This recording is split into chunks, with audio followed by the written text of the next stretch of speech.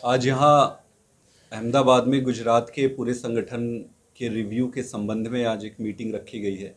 इस मीटिंग में हमारे सारे विधानसभा चुनाव लड़े हुए कैंडिडेट्स और संगठन के सारे प्रमुख पदाधिकारी आएंगे और संगठन के रिव्यू के साथ साथ एक चीज़ की घोषणा और करनी थी कि 7 जनवरी को गुजरात आएंगे हमारे नेता माननीय अरविंद केजरीवाल जी और साथ में आएंगे माननीय भगवंत मान जी।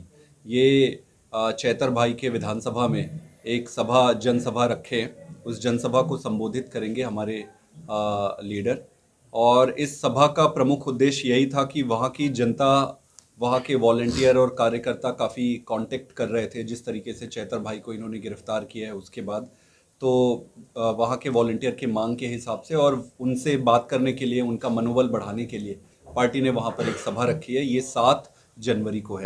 अगर आप देखेंगे इस देश में जो भी व्यक्ति नरेंद्र मोदी जी या भारतीय जनता पार्टी से प्रश्न पूछता है या उनके खिलाफ आवाज उठाता है, या तो ये उनको सस्पेंड करा देते हैं या फिर उनको गिरफ्तार करा लेते हैं। अब ये परिस्थिति पूरे देश में चारों तरफ है और ये परिस्थिति इस बुरी तरफ फैलते जा रही है, लगता है कि प्रजातंत्र को ही पूरी तरीके से खत्म कर देगी। चैतर वसावा का आप उदाहरण ले सकते हैं। चैतर वसावा जी अपने क्षेत्र के बहुत जनमानस में बहुत ही प्रिय नेता है, लोग उन्हें प्यार करते हैं, उनका काफी नाम है और भारतीय जनता पार्टी को लगता है कि चैतर वसावा जी आने वाले समय में लोकसभा चुनाव में उनके लिए बड़े समस्या का कारण बन सकते हैं।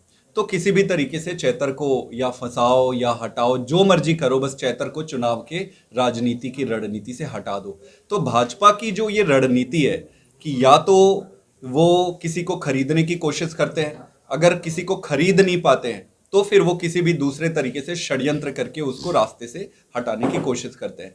और ऐसे ही चुनाव लड़ने की उनकी पूरी प्रक्रिया है। ये उनके कैंपेन का हिस्सा बन गया है। गुजरात में भारतीय जनता पार्टी की फिर से सरकार बनी थी। विधानसभा में जनता ने भारी बहुमत से भाजपा को फिर से लाया। लेकिन अगर आप देखेंगे कि सारी वही समस्याएं, बेरोजगारी की समस्या अभी भी जस की तस है, किसानों की परिस्थिति में कोई बदलाव हुआ नहीं, जस का तस है।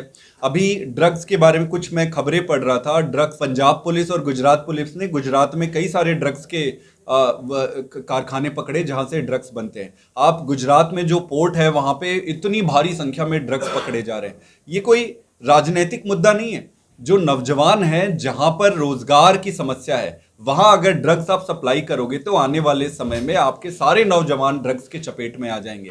किसी भी प्रकार की आप समस्या ले लो जिससे गुजरात जूझ रहा है, क्या भाजपा की सरकार जीतने के बाद एक भी समस्या पे काम की है? इसका उत्तर जनता के सामने है। इन्हें ना कोई काम करना है, न इन्हें किसी काम से मतलब है। इन्हें सिर्फ चुनाव जीतना है। अगर ये चुनाव जीत गए तो बहुत अच्छी बात। अगर ये चुनाव नहीं जीत पाए तो फिर किसी शाम दाम दंड भेद करके जीते हुए व्यक्ति को तोड़ के अपने पे शामिल करो। लेकिन एक छत्र शासन चलना चाहिए। प्रजातंत्र गया भाड़ में।